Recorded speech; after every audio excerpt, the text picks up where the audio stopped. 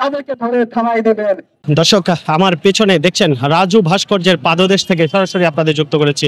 দর্শক, কিছুক্ষণ পূর্বে আমরা দেখেছি যে এখানে একটি ককটেল বিস্ফোরণ হয়েছে, ঠিক তারপরেই ডাকসুর বিপিজিএস সহ ডাকসুর নেতৃত্বে সাধারণ শিক্ষার্থীদের একটি মিছিল এখানে আসে এবং তারা বলছে যে ফ্যাসিস্ট এবং নিষিদ্ধ সংগঠনের যে কোনো কর্মসূচি রুখে দেওয়া হবে এবং তারা বলছে যে আজকে থেকেই এই মুহূর্তে থেকে ঢাকা বিশ্ববিদ্যালয়ের প্রতিটি মোড়ে মোড়ে প্রতিটি পয়েন্টে পাহারাদার হিসেবে তারা কাজ করবে এবং আগামী কালকে ক্ষমতাচ্যুত প্রধানমন্ত্রী আওয়ামী লীগের নেত্রী যে শেখ হাসিনার যে রায় হবে, সে রায়কে ঘিরে কেউ যদি অরাজকতা সৃষ্টি করার চেষ্টা করে কিংবা অরাজকতা করে তাহলে তা প্রতিহত করা হবে, এমনটি বলা হচ্ছে।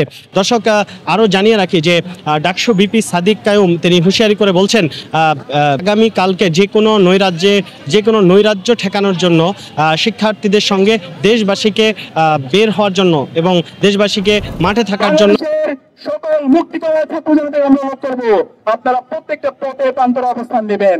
যেখানে হাসিনার দূষকদেরকে পাবেন তাদেরকে ধরে থানায় দেবেন, তাদেরকে দৃষ্টান্তমূলক বিচারের আওতায় নিয়ে আসবেন। দর্শক, এর মধ্যে আমরা দেখেছি বাংলাদেশ ইসলামী ছাত্র শিবির একটি কর্মসূচি দিয়েছে।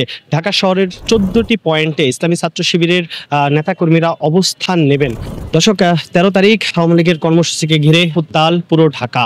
আসলে আমরা দেখছি বিভিন্ন জায়গায় ককটেল বিস্ফোরণ হচ্ছে এবং গাড়িতে অগ্নি সংযোগ দেওয়া হচ্ছে।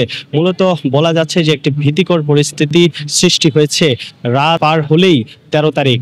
আসলে ক্ষমতাচ্যুত শেখ হাসিনার আন্তর্জাতিক অপরাধ ট্রাইব্যুনালে তার রায় ঘোষণা করা হবে, সেই রায়কে ঘিরেই মূলত উত্তপ্ত হয়ে উঠেছে বাংলাদেশের রাজনীতি।